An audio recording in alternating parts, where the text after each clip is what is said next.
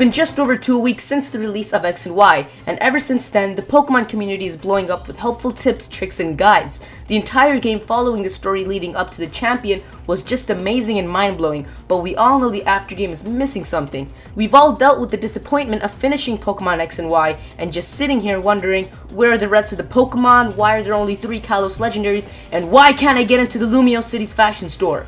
There has been a lot of speculation with the inclusion of theories on why there will only be 3 Kalos legendaries in Generation 6, but then something sparked up. In a Pokemon video released within a few days of X and Y's release, the credits had more than what we thought it did. Now before I move on, let me give you a brief history lesson about Nintendo.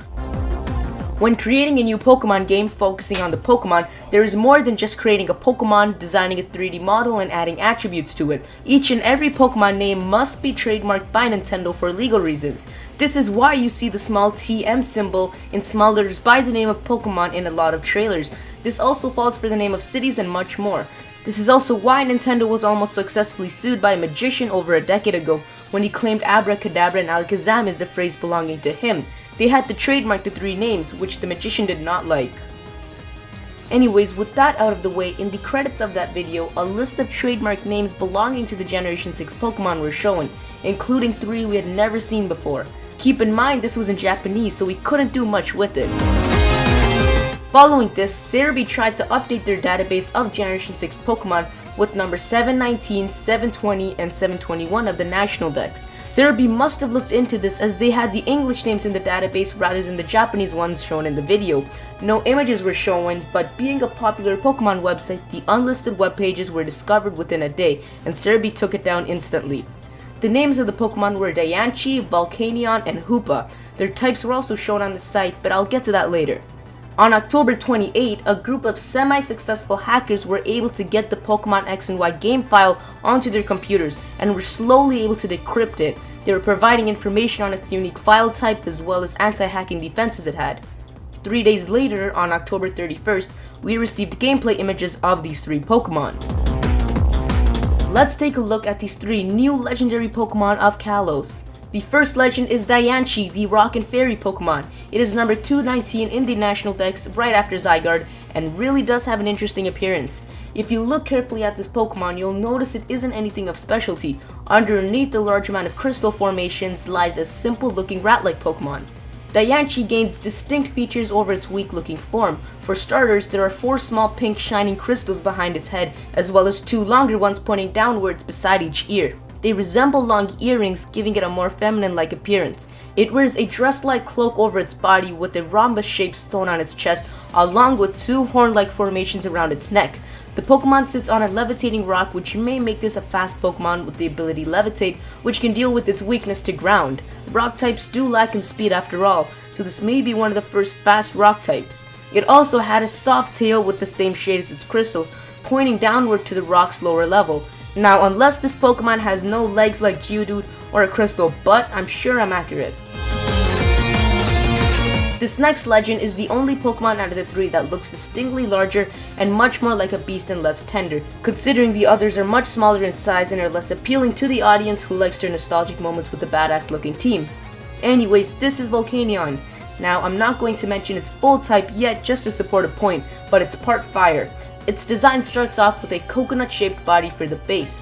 There are 2 crests on both sides of its body, resembling eyes on its chest. This Pokemon stands on all 4 legs, but the interesting part is the size of its feet. These large and heavy-looking legs contrast to its skinny arms, which give it a powerful appearance. It also has a cat-like face with features such as yellow sideburns and a yellow beard, which adds a more feline character to it.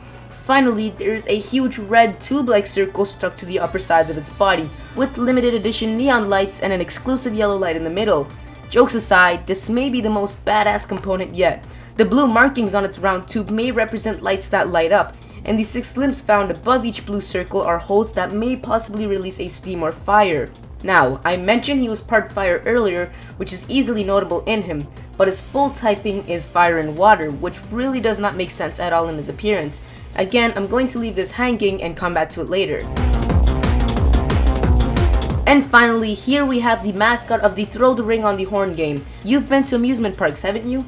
Anyways, this is a Psychic and Ghost type Pokemon, which can be a deadly combination except to Ghost and Dark types, despite its rather Buddha looking appearance. This Pokemon's most distinct features are the rings on its body. It has 2 rings on either side of its horns moving loosely, as well as a 3rd ring around its waist. This 3rd ring looks rather mysterious, as it looks like the separator of the rest of its body.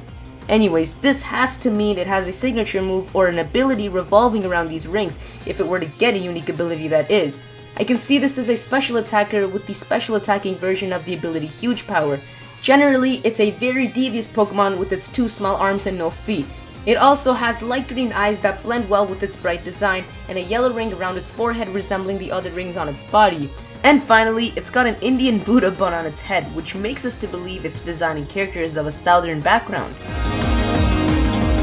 Now, moving back to Volcanion, his typing does not make sense and his appearance does not show a water attribute at all.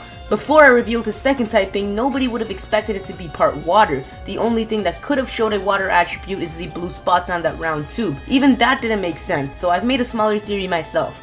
Volcanion is possibly a Pokemon with 2 forms, both sharing the same unusual fire and water typing. One is his fire or lava form, and the other is his water or sea form. The one we know of right now may be his fire form with the blue spots, which may invert when his form changes into a more blue water-like creature with red spots. Since his whole typing was shown as fire and water, both forms must contain both attributes, which means his ability may be the one determining the strength of his stab attacks. Maybe in his fire form, his fire attacks do more, but his water attacks do less, and vice versa for his water form.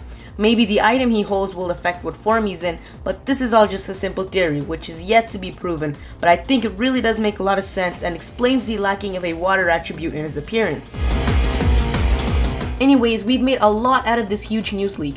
If you've made any theories on these 3 yourself or even have a concept, then be sure to leave them as a comment. Be sure to leave a like if you enjoyed the video and let me know what your favorite of the 3 is. Oh, and don't forget to hit that subscribe button and follow me on Twitter as well.